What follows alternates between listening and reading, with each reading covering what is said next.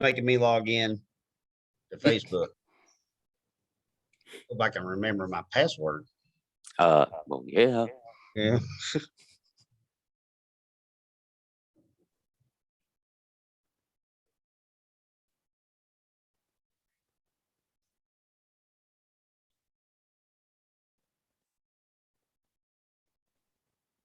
Damn it.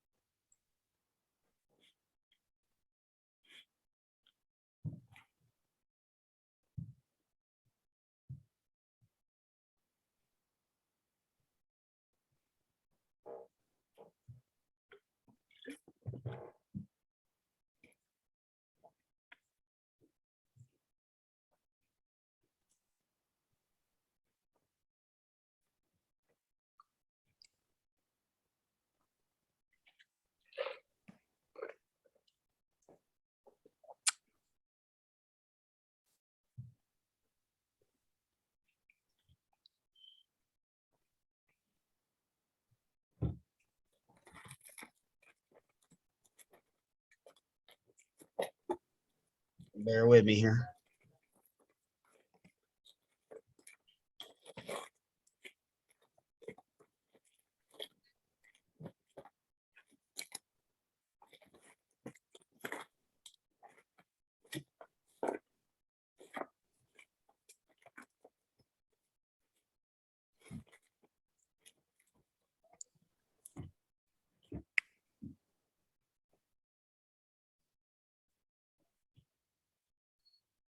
It's not giving me an option to share here.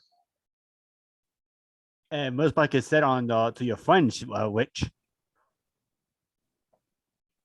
Yeah, because I'm showing live over on my end. Yeah, but it's privacy settings, so set to friends only. Okay, I'm resetting that. I reset it earlier. Dadgummit. Okay.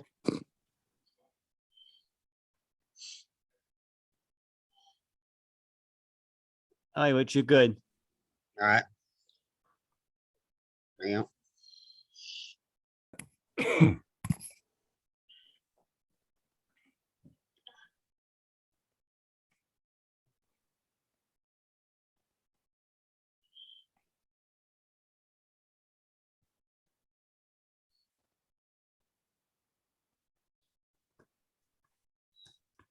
Sorry, it's doing all kinds of crazy crap right now. Sorry.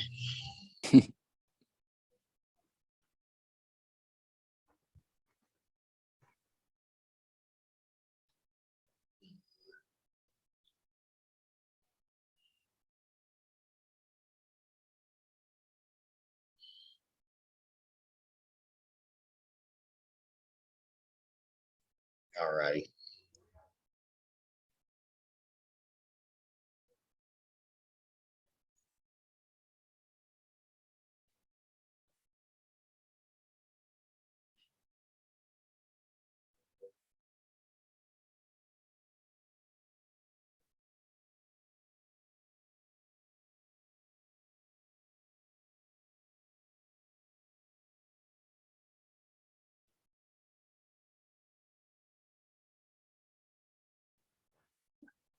All right, Rich, I think you're good, man. Okay, go ahead, Jack. Well, hello again, ladies and gentlemen. I am Jack Childress, aka the Bear Baron, and I'm joined as always by Richard Ryan Rose, Angel Ramon, and this week our guest, the author of Zombie Uprising, The Tilt, the one and only Mike Robbins. What is going on today with you, sir? Hey, how you guys doing? It's good to be here. Hey, Yeah, glad- I write under M.A. Robbins. So just in case you go looking for Mike Robbins, there's a guy that does all this motivation stuff. And that's why I didn't use my name. He has MikeRobbins.com and And I'm thinking, yeah, I don't want to get confused with him. Zombies and, motivational speaking. Well, zombies could definitely motivate you to at least run. That's right. That's right. So when you first started writing, what was it that drew you to doing a zombie series? Wow. I actually first started writing in high school. I was into horror. Edgar Allan Poe, H.P. Lovecraft were kind of the two biggies. This is pre-Stephen King. I'm an old guy. So Stephen King hadn't published anything yet. Mm-hmm. And the problem was when I tried to write my own horror, I tried to write it like those guys did. It didn't work out real well, with the big words and all that stuff. Oh, yeah. So then I discovered Stephen King the summer of 76. I read Salem's Lot. Had no idea who he was. Just had a cool cover. I was between high school and college. I was going to a military college in Vermont, and it was a Rhode Island summer thunderstorm night. It was a big thunderstorm, and I read that thing from cover to cover, scared shitless, because you'd have the thunder and the lightning going off. It was the greatest atmosphere. If I could have planned it, that would have been it. And I was sold. I was sold on that. But one of the things I really took out of that is the way he didn't write like the old guys. These people in his books were like people you would meet, anywhere. And his was based in Maine, which, my family comes from Maine. And so there was a lot of things that were familiar to me there. But then I didn't write for a while. Back then, writing was really a pain in the butt. If you're trying to submit something to a magazine, which I did multiple times, and you're doing it on a typewriter, they had these requirements that had to be exact. If you didn't have the margin just right, or if you had some little smudge on there, they would reject it out of hand. And I think I spent more time typing and retyping these manuscripts than I did writing the stories themselves. Wow. Yeah, it was crazy. Thank goodness for word processes. I'm telling you that, and Kindle and the whole 9 yards. It's just so much easier now. Dictation, all these things. It was a pain. So life got in the way.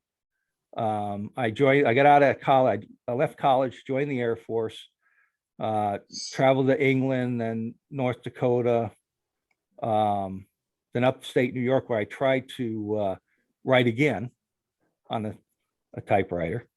And I was submitting something to the Twilight Zone magazine, which was a really cool magazine back then. Lake Champlain, which kind of divides New York and Vermont, was right out my back door. And they have a legend there of Champy. It's kind of like a Loch Ness monster. You know about that? I'm aware of Champ, yeah. A little bit. Okay. Well, I thought I'd write something with that.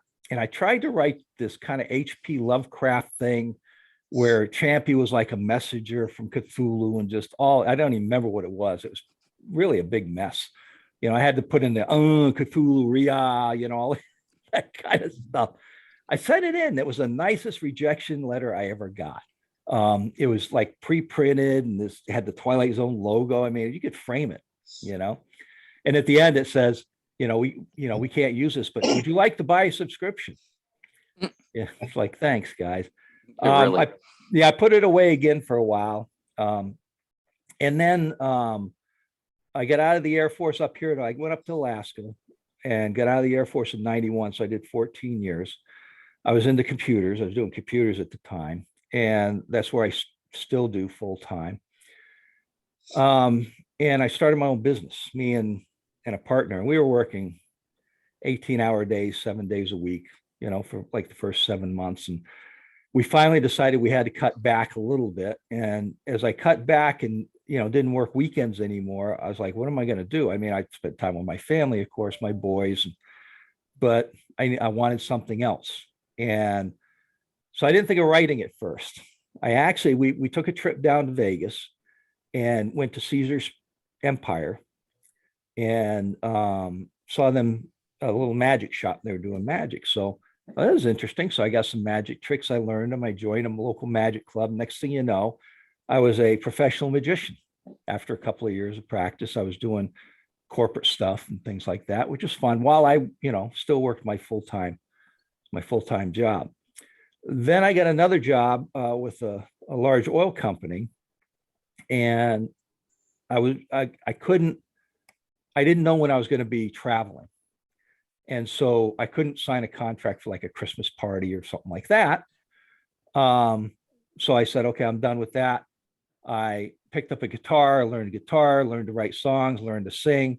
And then I was a singer songwriter. So I did that for a while. In between, I was a mentalist. I forgot about that. And I did some comedy. I did some stand-up comedy. So eventually I dropped the guitar because I wanted to start writing again. I thought I could write songs and write fiction at the same time. And I tried it and it was a disaster. Two totally different things. So here I am, an older guy, says, I'm giving you a long answer to that question. And what I want to do, I wanted to write zombies because I really like zombie fiction. But then I went on Amazon. I saw all the zombie books they had, just tons of them. And I thought, well, the market's glutted. I want to write post-apocalyptic too. And I had this idea for a story. And so I started writing that. Now I've since learned that glutted isn't anything because it's not a zero-sum game. Somebody who reads zombie fiction isn't going to say, okay, I've read 10 books. I'm not going to read any more. At least most of them aren't, right? But that's okay. So that's when I wrote The Tilt. And I actually had a New York editor wanted it. And I decided not to send it. How come? Well, by then I learned about self-publishing. I learned about the differences between that and what you really got. I mean, the guy was nice. He I was really like humbled that he came up here for a writing conference and you could submit like your first 10 pages or something. And then he would read it and then you'd have like a 15-minute slot to go see him. And I walked in and I said, I'm Mike Robbins. He got, oh, you're the guy that with the story that does this, this, and this. And I was like, yeah, I wanted to meet you. He said, what was he saying? Yeah, I mean, it was almost like I don't know, it was almost like a satire feel to me. Like he was throwing out all these things about how great I was. And I was like, I expected to come in him saying, well, you got a lot of work to do, And so it's kind of nice. One of the things he recommended, one of the things he said, how much you got? I said, 20,000 words. He said, when you hit 70, send it to me. I said, okay. He thought he thought the title should be The Tilt and the series would be The Tilt. Well, at the time, I was planning on writing one book for that. I wasn't planning on a series. And so I had approached it initially as one book. And I found later this was going to be a problem. But then I heard about how series were better and this and that. So I thought, okay, well, I can add some other stuff later. But in a series calling the first book the same name as the series, I don't think works. So I am going to rebrand it. The series name is going to stay the same. The first book will be called Retribution. It won't change the content. The book cover will be different. I'm going to pull The Tilt, put that out. The second book is Redemption, which is ready to go. And I'm in the middle of writing the third book, which is Rebellion. So there'll be those. So after I wrote The Tilt, I decided I was going to write zombie fiction. And I said, okay, what's going to be my angle? Because I didn't want it just to be kind of a vanilla. I read other people's and there were some really cool angles they had on those. And I liked that. And I thought, well, The Tilt is based, the first book and part of the third book are up here in Alaska, 10 years after a big apocalypse called The Tilt. I said, why don't I start the zombie apocalypse in Alaska? I didn't want to do it in Anchorage. That's where I live. The largest city, which, other states will look at it and say, that's a small city, which is fine. I wanted to start it out in the bush. I wanted to start it out in rural, like when we say rural, it's rural. And I traveled out there and I knew what it was like. So this one starts at a fictional village called Port Wallace, which is in the northwest corner of Alaska at the Chukchi Sea. So Barrow is north and Wainwright is southwest of that. There's nothing out there, right? You're a village, and I've been at those. Mountain Village, I went to Mountain Village. That was something else. They kept me in this Atco trailer all by myself. It was about 40 below. And at Ooh. night, the wolves would come scratching at the door. I mean, that's the kind of thing it was. It was very interesting. But then I wanted another twist on how it started. I want something a little unique. And I think I came up with that. At least readers have told me that. And once that book was done, it was really interesting because I had beta readers and I wanted to try this out this way. And I would send the book out to the beta readers and start the second book. And once the beta readers had read it, I would send them a survey and I would ask specific questions, who was your favorite character, things like that. And then what else do you want to ask me about this? Or what other comments do you have? And what I found was really interesting because some of their comments would lead me in a direction. They'd say, well, I want to know more about why that was that. And I thought, I wasn't going there, right? That was just something that happened. And I have a couple of them say that. I said, okay, well, let's see if we can explore this in the second book. And we did. And the whole series evolved like that. It's a different series than it would have been if I didn't use those beta readers. They sparked, they inspired me with some of their questions and some of their observations. If I was doing it in the bubble, I don't think it would have been as good. I really don't think so. And it went places I didn't think it was going to go. When I write, I try to outline, but it always goes, off the rails in a good way. I love twists and turns. And a lot of times they pop into my head. I'll get to the end of the chapter and say, okay, there's I like some little pizzazz at the end of each chapter, something to keep you, and not just a cliffhanger where, and then a bullet hit them. Yeah, I wanted it to be a little bit different than that. And the first time I did that was in the tilt where I was looking at it and I said, there's just nothing here. And then it just hit me. And I typed in, it was one line. And I looked at it, said, now I've changed the whole story. I just changed the whole rest of this thing with that one line. It was awesome. It was awesome. So now you're talking about your beta readers and how a lot of the things that they commented or just questions they asked inspired you. As you were writing that stuff that you were, these were their fresh thoughts that got into your head and sent you in a certain way. How does that feel to you? Because you're getting this extra little info and now you're crafting it into something like a pottery maker. You're taking this little tidbit. What's that like? Yeah, it's kind of like, I'm giving them what they want, but also what I want. Right? Because there's got to be, I hear a lot of people say I write for the writers or readers, and I do as well. But there's got to be some self-interest in there, because otherwise it's just a job to me. I don't want this to be a job. That's why I don't write. Bless these people that can put out a novel a month and all that other stuff and do it well. And right, I've got no problem with that. I believe they can do that. That's not for me. It would be a job, and I would burn out quickly on that. But yeah, it was just such a collaborative thing, because a lot of times writers will write something and then they'll put it out in the world, and sometimes they get some feedback, like in reviews, some feedback you don't want, but some, but this was just, I really enjoyed that process where I did that, because I didn't do that for the tilt. Now, I did have a writers group that I was going to when I was writing the tilt, so there was some feedback for that.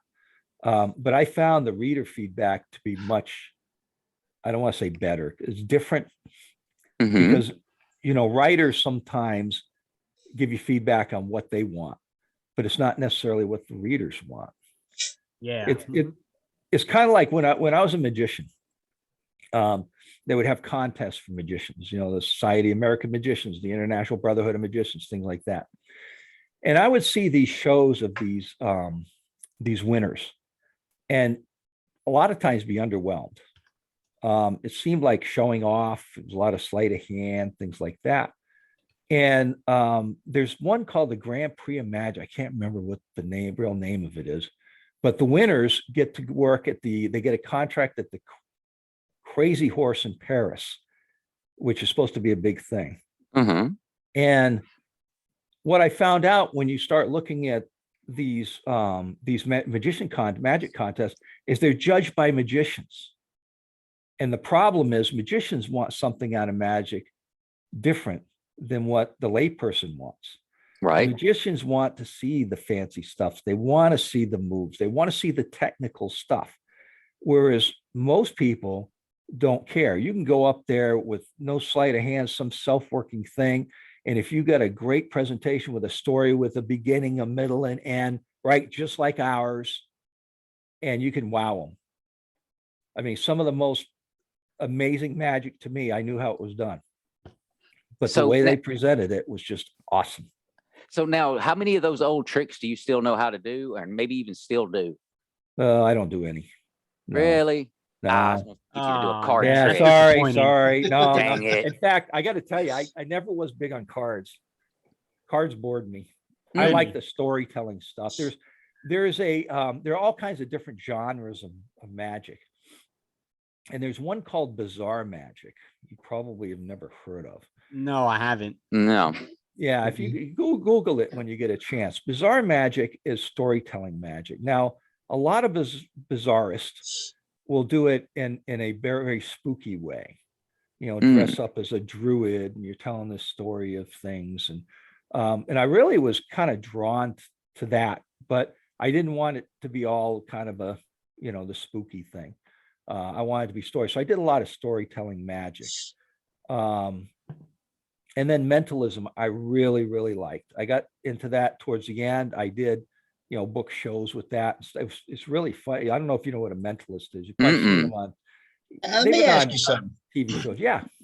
I'm sorry, I didn't mean to cut you off, but No, go ahead.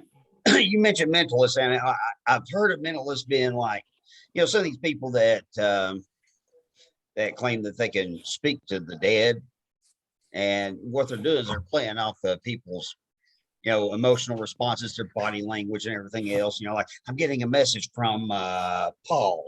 No. It's Tim. Yeah, Tim, right? Yeah, okay, all right. Well, he's telling me. You know, it's. I mean, Yeah, is that the same kind of thing, or? Yeah, and it is in a way. Yeah. I did it. So there are some unethical Mhm. mentalists, right? One of the things when I did my show is the first thing I would do is I talk a little bit about it.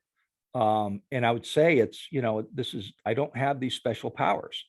This is, you know, cold reading and psychology. And there's a lot of things in it. When you really study it, there's all that type of thing. And I was said, you know, but it's not real. It's just the illusion of being real. So I wanted to make that up. So let's start real easy. And then I would say, I'd pick somebody and say, I'd have a little pad or a big pad of paper. And I would say, think of an animal. Okay. And I draw, and he said, dog. And I turn around, it's like a stick figure of a dog with legs. Right. See, I got it. And they'd laugh. Which is what I want. Everybody's like, oh my gosh. Yeah. And then I would do another one that was kind of like that, but not quite as, you know, obvious. And now they're thinking, oh, he's a comedian guy. And then I'd hit them with one that just their jaws would drop. How could you do that? I told you at the beginning. I'm not gonna do it again. And the funny thing is, I remember doing this dinner show at a local, it was kind of a fancy restaurant. I did for a couple of months, I did a dinner show once a week. And I remember one time when I was done, I would pack up and I'd go around, you know, greet the tables and say hi. And this lady, I walk up to, she goes, at what age were you when you knew you had these powers? I kid you not. And she was sitting there when I said my spiel. I had another one that was a corporate show, and it was a Christmas party. And at the end, what I would do is called psychometry. It's where you can get an object from someone and feel it and tell something about who the owner is. So I had these opaque bags, 5 bags that would be handed out in the audience. I turn my bag and say, okay, each of you people put something that you have on you that means something to you. Don't put like the fork from your table or something like that in the bag and pull the string. That'd be gross. Yeah. And when everybody was done, I turn around, everybody got it. Yep. Would you all please come up here? There were 5 chairs. I'd have them hand the bags to one of the people. I turn around, they mix them up and they put them down. I'd pick up a bag, pull out the item, and I'd talk about it, and I'd feel, and I'd talk about the person and their personality and things like that. And then I would say, okay, well, that's you, isn't it? And I'd get the right one. And finally, it was down to one person. So now there's, it's like, who it is. Right? Mhm. There's no mystery. So I would have them stand up and hold out their palm. And then I would read their palm. And I remember one I did this for electric company up here, big one. And the last person is something just, sometimes I would just say stuff, right? I mean, I could tell some things by looking at the person, but sometimes I just say, and I said, you have an unusual hobby. I said, I can't figure out what it is. And she like freaked. Right. And I said, okay, so we're done, blah, blah. So we're packing up and we leave. And this lady's out in the hall. She goes, how did you know? I said, well, it was in your palm. I told them at the beginning, No powers. I'm a fake, right? And I said, but what was it? And she stuck out her tongue and had a tongue piercing. And she said, I collect these. And this was back Oh, when hell. they were rare. Right? Yeah. You didn't hardly ever see them. Then there was another one where I did that closing again, where I read somebody's palm and closed the show, and it's done, everybody. So my wife's up there, I'm packing up, and also I get a tap on the shoulder. I turn around, and there's this girl standing there. I said, hi, what can I do? She goes, well, I had this gift certificate for $100 from Nordstrom's in my apartment, but I can't find it. Can you tell me where it is? And I was like, that's not really what I do, if you heard. She said, well, could you try? I said, okay, I'll read your palm. And I, gave her just a regular reading. I said, I would look in my closets and drawers, right? Do that. Obvious places. So she goes and I look up and there's a line of 10 women with their palms out. Damn. So now I had to do 10 more palms. It's powerful mojo. And that's why those unethical guys get away with it. Because even when you tell them it's not real, they believe it. That's crazy. It's amazing stuff. Well, here. You should be dead already, Jack. What's going on? That's Your what I lifeline thought. is like, It's short maybe- lifeline. maybe you're undead. So you can see the scar. At this point, with all the scars on me, I wouldn't be surprised. So when you're not writing, what are some hobbies you have that just keep you entertained around the house these days? Collect anything? Music. I do music. What kind of music? All kinds. I now, when I did the guitar before, I was really into it. I was writing songs, I was recording, and it started to become a little too driven, Mm-hmm. right? It Why? wasn't a job because I wasn't good enough, but it was kind of like that. So now I pluck and twiddle, and I've got a guitar, I got a bass guitar, here's my my mandolin. I like Oh, you playing know, you things got to with give us a Nice. lick or two on that now. Oh man, I'm crappy. So we still want to hear you do it. I don't even know if you can hear it. Can you Oh, hear we it? can. Yeah, I can hear Yep. it. I don't have a pick. I got to go old school with that thumbnail. Yep. Yeah. See if I can remember some.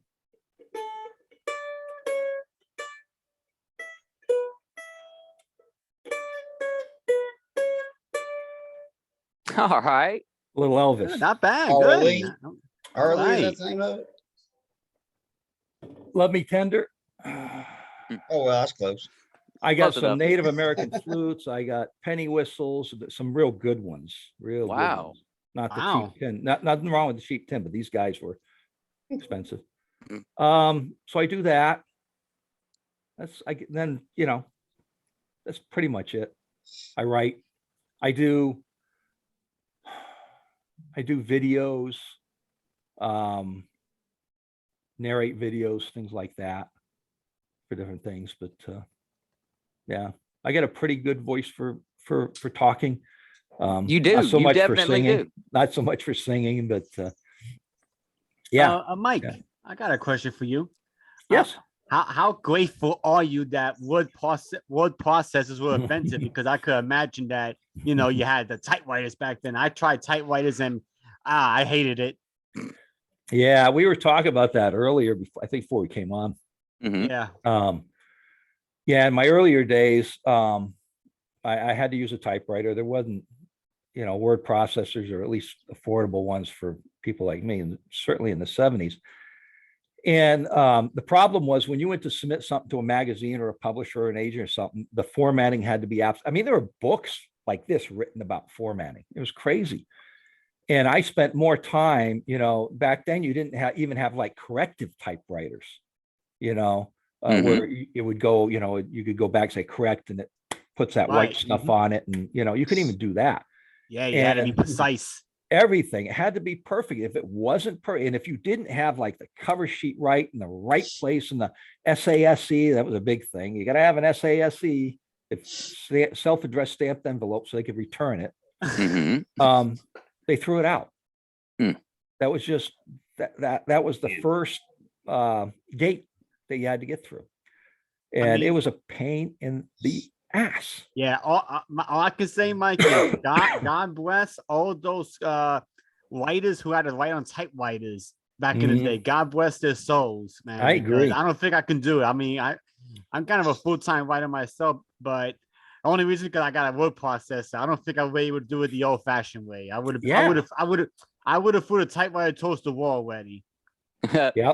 I tell you what, I mean, I've got a master's degree and like 6 other college degrees. Not toot my horn, because that doesn't make me smart. It just means I'm educated. And if it wasn't for like Grammarly, I'd be screwed. I would be totally screwed. Yeah. Yeah, I do okay with that. I was always good at grammar and spelling. I still do typos, of course, but and I still use Grammarly and Pro Writing Aid, and I still do that because you're going to miss, right? Oh yeah. Yeah, It's like writing so much easier. Life is so much easier with those Pro Writing Aid and Grammarly and all that. Well, you can concentrate on the story instead of all the technical crapola, right? Back then, they would have in the writers' magazines, they would have advertisers for people that would type up your manuscript for you. So you would handwrite it, and send it in. They type it to the format. And I imagine if you were selling manuscripts to magazines and stuff, it would be worthwhile to pay for that. But somebody like me, yeah, it would have been a waste of money. Yeah, all the talk about the typewriters. Do y'all remember how at the end of old TV shows and sitcoms, they would have the little pop-ups for the production companies and all that? And there was the one with the typewriter, and then the piece of paper would fly away and all that. Talking about. Yeah, I keep seeing that one in my head as he talks about using an old. Wasn't that the Mary Tyler Moore one or something? I think. I know it was one of. About, but I don't know the name of it. But I just remember it was a big black typewriter with the tall keys on it. Yeah, I told my mother I wanted to be a writer when I was a novelist when I was a teenager, and she would, how are you going to make a living with that? How are you going to do that? And I'm like, but that's what I want to do, blah, blah, blah. So it was funny. I took a lot of extra English classes because once you get to a certain point in high school, you've got a lot of the requisites. And now you can choose some things. So I took a lot more to literature classes and, like Literature of the Sea with Moby Dick and, Nathaniel Hawthorne and all that stuff. Oh, and I liked it. And then when I applied for college, I applied for an English degree. And my plan at the time was to go in the Air Force, get an ROTC scholarship, do my thing, and then get out and write. But then after going through a semester of the college, they came back and they said, they're not going to give you a scholarship for an English degree. You got to get either a business or an engineering degree. And I wasn't going to get an engineering degree because the math they were doing was just, I wasn't that. I mean, I did great all through calculus, but that kind of stuff just wasn't me. Yeah, it was. So I switched to a business degree, and then life took over, and the dream of being a writer kind of was put on hold. Get married, have kids. You're in the military. Did you ever worry that you wouldn't get a chance to go back to it? Mm-hmm. I did. Man, I did. And I worry now that I'm not going to live long enough to put out everything I want to put. I'm not a fast writer. I don't, right. Yeah. It's just the way I write. I've tried.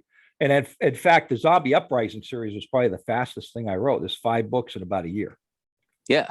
That's pretty fast. That is fast. Yeah, that is fast. And I was surprised because I thought it wasn't going to come out as good. But again, I think a lot of that had to do with the beta readers. Oh, Mike, Yep. I mean, I have to emphasize how much beta readers really helps. I mean, they really do help the beta readers. I mean, even for me, beta readers helped a lot for my stories as well. So I absolutely agree with you, Mike, about the beta readers and all that. So now I'm trying to finish up the Tilt. It was going to be a series. It's going to be a trilogy now. I'm working on the third book. That's going to be it. I do have other ideas for it in the future, but it's been too hard for me to write those second two books. The first one, I had it all in my head before. And like I said earlier, my plan was to have one book. I wasn't planning it as a series. And then I found out, oh, a series sell better. You got to do a series, all that stuff. And so, okay, well, I'll make it a series. Well, I think these two books are good. And they add to the first one. But, if I'm going to write a series, I'm going to approach it from day one as a series going forward. Because conceptually, I had a real hard time with that. Well, your characters, how do a lot of them come into existence? Or is some of it some people you see on the street doing something and it just kind of sticks in your head? I mean, I know we talked before the show about some of them are kind of based on some people Tell us a little bit about your characters, because that's what's going to rope us into the series. Yeah. So for the Zombie Uprising series, I wanted to write one with a female lead because I'd never done it before. And I wanted her not to be a damsel in distress, but I also didn't want her to be a special ops, like Jack Reacher. Right. Didn't want that. But I wanted her to be able to be smart enough to take care of herself. She wasn't based on anybody specifically. In fact, I'm trying to think of all those in the Zombie Uprising. I don't think there was anyone based on a person, although I did use a name of one of my beta readers.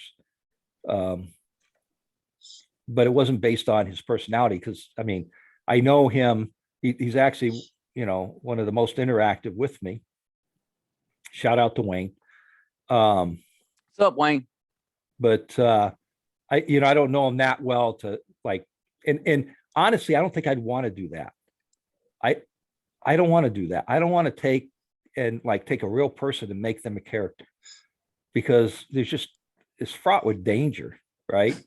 Because especially if you tell them and they're expecting it and there's something different that they wouldn't do, because they're looking at I told them I'm going to use your name, but as a character. And so he knows not to expect that he would actually be doing all this, or he might be doing some of this. I don't know. Yeah, and I've never understood why people would react that way. I mean, first off, you should be just freaking honored that you're getting immortalized. And that's what I call it. You're immortalized. As long as this book exists in some form, somewhere, you're there. Even if it's not really you. Because for example, this Bear Baron thing. I am nothing like this guy. Nothing like him at all. But for the sake of making his book even more awesome, I'm going to be whatever the hell he wants me to be. Hell. I'm going to use and abuse you there, Jack. I'm just telling you up front. And I'm excited about it. I don't see why other people wouldn't be like that. That kind of surprises me. Yeah. I'm sure there will be. I'm a little careful with stuff like that. I don't want to get sued for some silly thing. I mean, some people, Jack. I mean, some people are just fickle. I mean, it all comes down to everybody's different. Yeah. Well, as long as Richard doesn't make me an Auburn fan or a Tennessee fan, we'll be all right. No, that won't happen. You should have said that, Jack. Damn it. No, but you might have to worry about that with Richard, but not me. Yeah, my favorite character in the Zombie Uprising series is Zeke. Zeke is, I didn't base him on anybody. He's just kind of a conglomeration of people I see. But he's this 19-year-old, 20-year-old kid. He's kind of skinny. He's got the spiky hair and shaved side and different colored hair.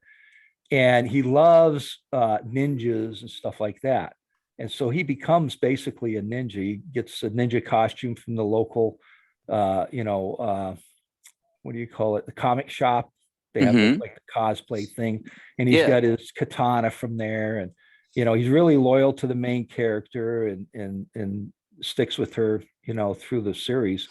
And he's funny, you know, and he can be lethal. But it just was a good character for me. He's my favorite because he's innocent in a way. I mean, you see a lot of his innocence, but if you need him, you can count on him. Well, now He's you gotten said her out of a lot of pickles. you said during the pre-show you were talking about how some of your favorite characters are actually your secondary characters. Oh yeah. Why is that? How did that work out? Because you would think whoever you were writing primarily would be your favorite, but your secondaries, that's kind of fascinating. I think I have more leeway with a secondary character. And I like quirky people. And by quirky, I don't necessarily mean really weird. Mm-hmm. But well, like Zeke, he's a little quirky, right? Mm-hmm. Thinks he's a ninja, you know, and the things he says. In the tilt, my favorite character is T-Bone, who is the main character's kind of his right hand. He's this big guy with wavy long hair, big old scar down his face. He looks like a refrigerator with a head and two arms and two legs. And he smiles and that scar goes and people just run because he looks terrifying, but he's inside, he's just this, you know, but if he's got to spill blood, the dude will do it. He's the most loyal thing. And that's why I called my lab T-Bone, because he's big and loyal. And this guy, just in fact, he's such a favorite character. I've got, this is the tilt here. Okay. Keep it from shining, maybe. And I actually wrote a kind of a prequel novella called No Mercy, T-Bone's Test. And T-Bone is the main character in this one. Because I wanted to explore him a little further. How did he get to be Straig's sidekick? You know, how did he get, his father's in this too. His father's the councilman, the lead councilman. And there's just this father-son button heads dynamic thing. Well, how did that come about? Well, it's all in there. And this I don't sell. I've never sold this. This is free. Not the paperback, but the ebook version's free. All they got to do is get on my mailing list at tbone.marobbins.com, and you get the free book. Nice. The printed ones, I had 100 of them printed, and I've numbered and signed them. Oh, this cool. Is number, or I'm sorry, I only had 50 printed. So this is number 35 of 50. And I use these for giveaways. You got it. Sweet. There it is. You get 35 of 50. Going right up there. Okay. Nice. But the secondary characters to me, it just, there's one in the second book of the Tilt. And he's this old tracker. So in the Tilt, not to get too far into it, there was this giant cataclysm that happened that was caused by this California scientist trying to get energy out of a thermal energy by using explosives, and he's on the San Andreas Fault. So you imagine what happened is the Ring of Fire just went hot, and the whole world, you just had all these earthquakes and shit all over, and you know, killed 90% of the Earth's population. It tilted the Earth on its axis. Oh wow. So much. And so Streg is in the Free Nation of Alaska, and there's another country called the Montana-Idaho Confederacy, which is a rival country. They actually invaded Alaska within a couple of years after the Tilt. They ended up getting whooped in a very bad way, in a way that Streg regrets. There's a whole lot of backstory. You can read it in the book. It's yeah. But at any rate, there's in Alaska, you have judges, and judges are basically judges, juries, and executioners. And that's what Streg is. They work for a councilman, so he works for Councilman Tosi. The average lifespan of a judge in Alaska is about 4 months. And Streg's been doing it for 5 years. Damn. Yeah, he's good at what he does. He takes no quarter. He doesn't give you a chance. And he has a ranger named T-Bone Tosi, who is the councilman's son. That's another reason he's still alive, because T-Bone is a force to be reckoned with. So in the first book, they discover that there's somebody in Alaska that shouldn't be in Alaska. And then they find out there's somebody else who's in Alaska that shouldn't be in Alaska. And his name is Marshal Harlan Morrow, who's from the Montana-Idaho Confederacy. So he's from the enemy. Yeah. And they find that they end up having to work together to track down this other guy, because basically he's trying to recreate tilt, thinking he can tilt things back. But what's more likely is going to happen, he's going to finish the job. Oh, crap. So that's the first one. In the second one, Strag goes down to Montana-Idaho Confederacy to help them out. And then there's a secondary character there. He's a tracker for Morrow, and his name's Charlie. He's this old bony guy. And he can track anything. He can tell you where anything is. He appears and he disappears, and you're like, where did he come from? He's like this old guy that walks around like he's got arthritis. It's really cool. Mm-hmm. And he talks in a particular way. He's kind of like, he said, well, maybe we should get going. He'll say, I expect we should do, things like that. It's just specific ways. And that's a quirky thing to me. Yeah. Right. And it's not, I never try to do it like a phonetic kind of dialogue. I tried that. I remember doing that when I was a teenager, and it was, putting in a whole bunch of apostrophes, and it didn't work. What made you think to make his character speak that way? When I first thought of the character, I thought of him as almost kind of a mountain man, kind of very, guy you even before the tilt you wouldn't see in the city. Mm-hmm. In Montana, you'd be out in the hills or something like that, making it shine. Yeah. And then when I, kind of figured out what he was going to look like, the skinny, and I try, and I'm very, unless it needs to be described, I don't describe it. Like with him, I'll describe he's bony, and, he's got like a stubble, and, that kind of thing. And he walks like, I try to, for descriptions, I try to have actions, where he walked slowly and, kind of held his back, and, okay, I didn't say he has arthritis, right? This is how he moves. Right. Now, for somebody like T-Bone, there were some things I had to say, the scar and how big he is, and things like that. But I usually do that with another character. Like, who's that guy over there? Look at him. He looks like Frankenstein. He's got this, that kind of thing.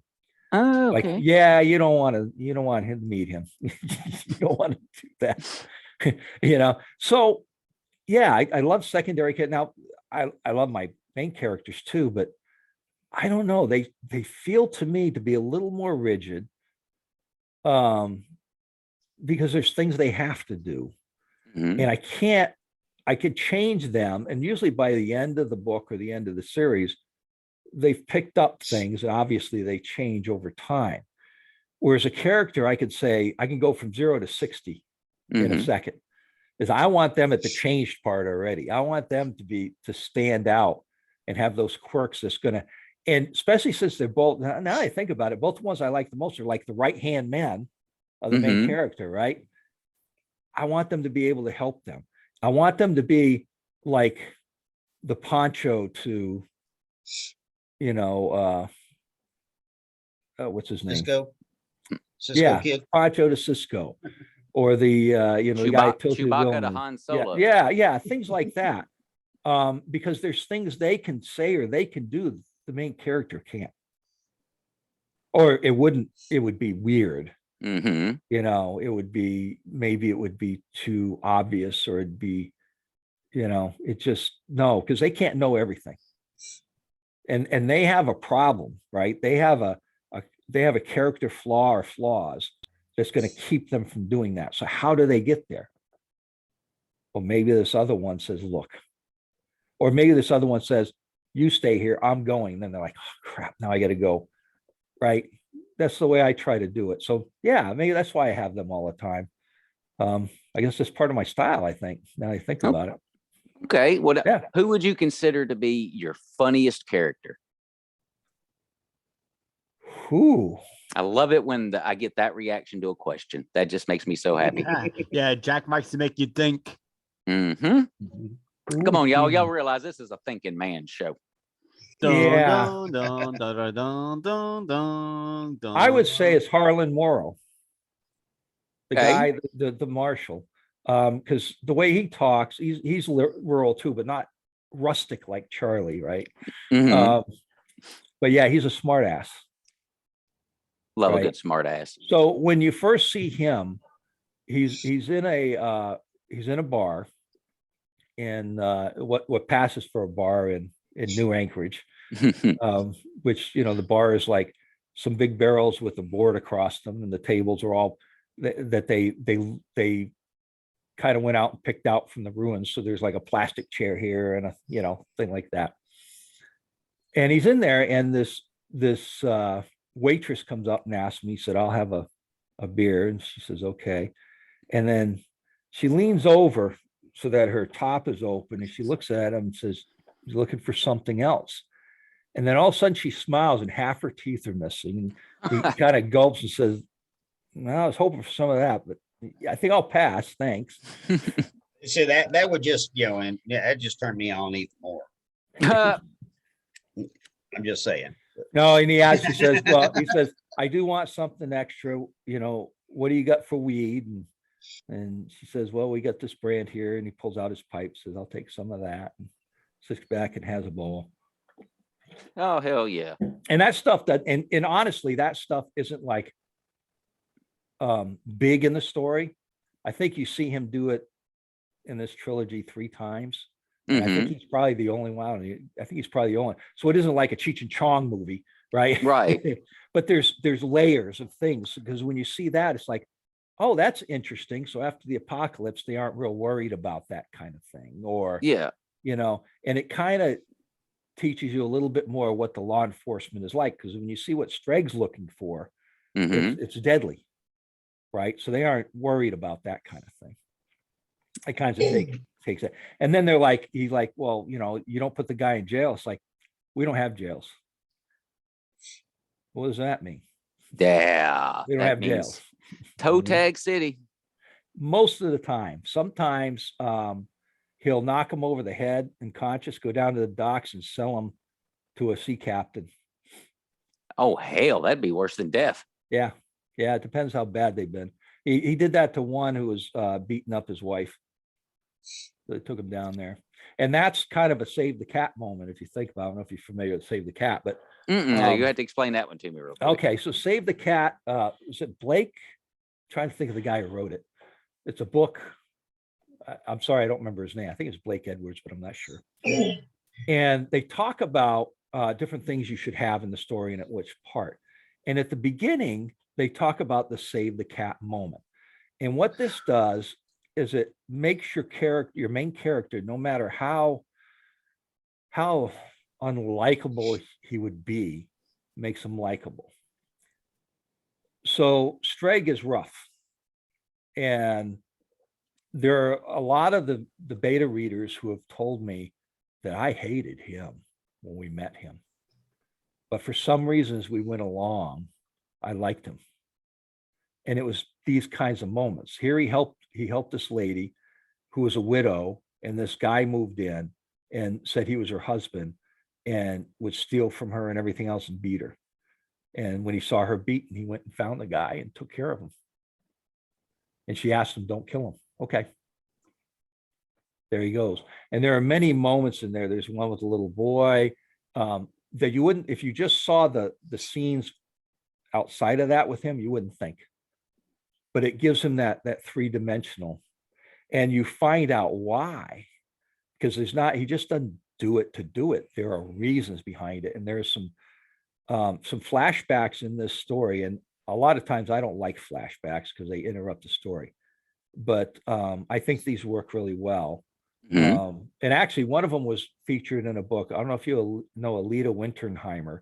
She's a book coach. She did a book on, what was it called? Was it on scenes and she used some of mine for an example as a good flashback. So Oh, neat. I think it's okay.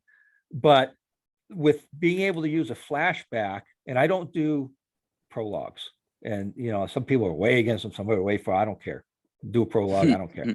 I Right. don't do those because I like to show you what they are now. I don't care what they are before until we get to the point where I want to show you that. I think it's more effective showing you later what caused that type of thing. And once you see what caused Streg to be the way he is, you're like, oh, hell yeah, I understand. Right? In fact, I would have been worse. I mean, that's Wow. kind of, yeah. Kind of like a Lestat off the Anne Rice novels. He does these awful things, but he always does them for a reason. He doesn't just kill people indiscriminately. Right. And Streg's got a temper, and he sometimes has killed people that if he just sat and thought he might not have, particularly when it comes to his woman. Her name's Red, and he actually saved her from the Montana-Idaho Confederacy during that war. He never finds out what her real name. Well, he doesn't know what her real name is. She calls herself Red because when he rescued her, he asked her what her name was, and she was a little feral, and she had blood-covered hands. She looked at him, looked at her hands, and then said Red, and that was her name. Cool. She doesn't have red hair. Right. Yeah, that was my first thought. Dark was it the hair. red hair, No, but seeing the blood, that's pretty heavy.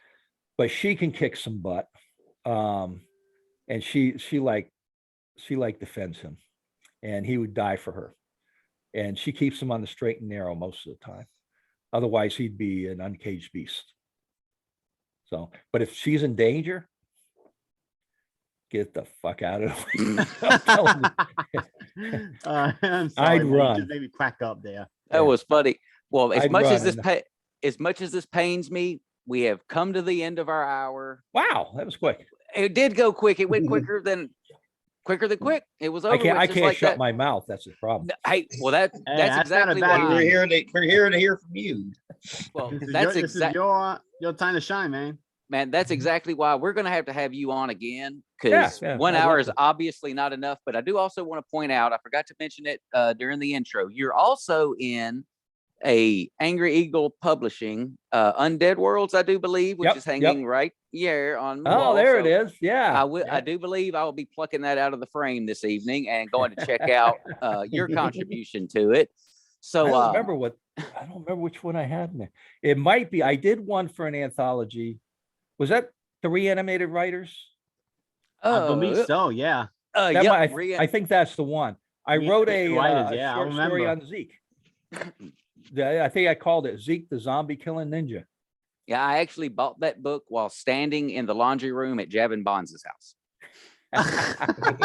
So there's you some fun How behind the appropriate. scenes. You'll always Exactly. remember where you were when. Always remember. Always remember. Well, we like to wrap the show up by making sure that all of the authors that are on the show today, which there are 3, make no comparison over here. I'm just an idiot that likes to talk.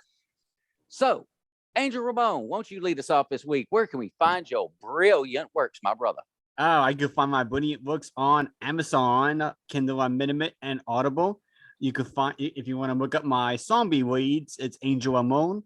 Or if you want to look up my historical fiction stuff, it's Antius Maximus. And by the way, I'm coming out with a new book sometime in the spring. I'm just waiting for the cover so I can show it. Yeah. And yeah, I showed you the cover, Jack, but it's not quite finished yet. So I can't wait for everybody to finally get to see it. I'm under a strict no spoiler on that one. Yes. So everybody, I can't let anybody see it, not even friends and family. Sorry. Nope. Y'all are out of luck. So Richard Ryan Rose.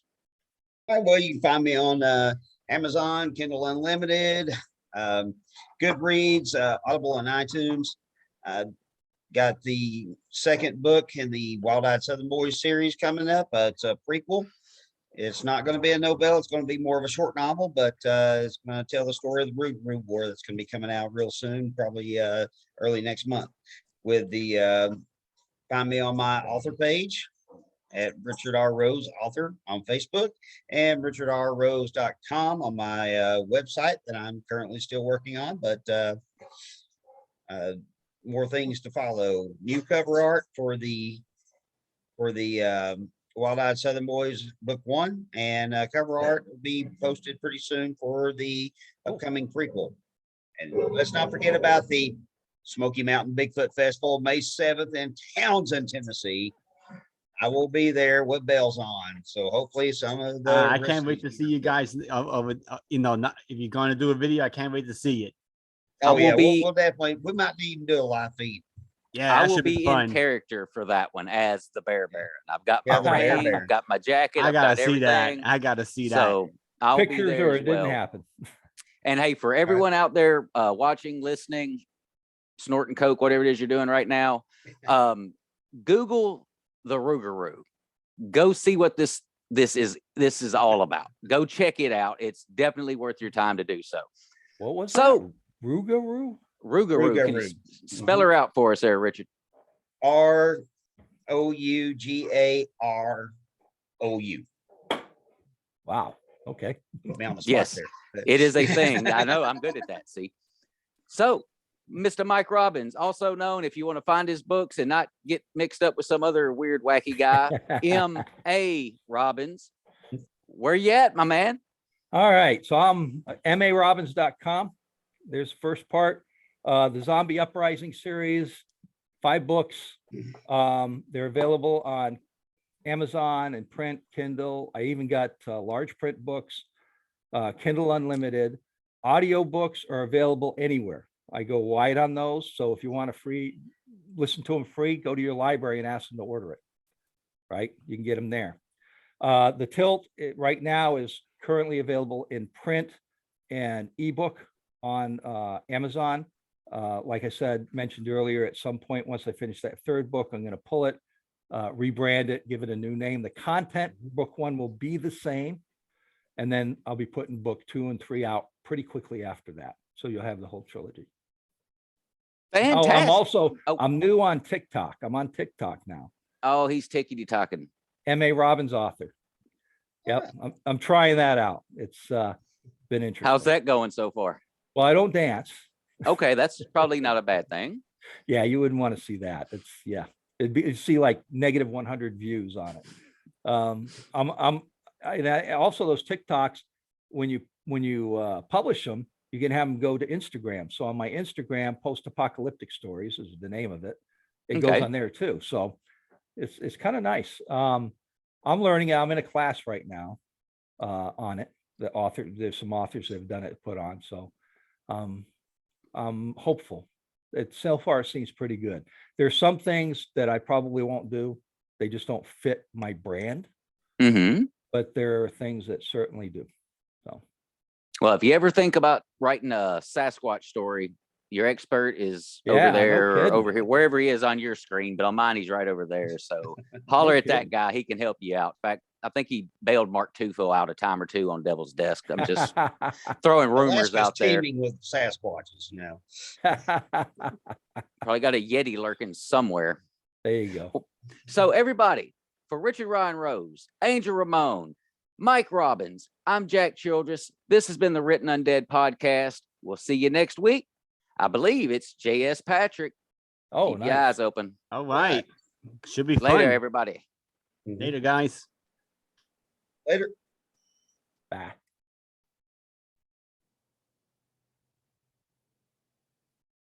Okay, we're off live stream. All Sweet right. Mike, thank you so much for doing this, dude. Yes, this Mike. was You were I, wonderful.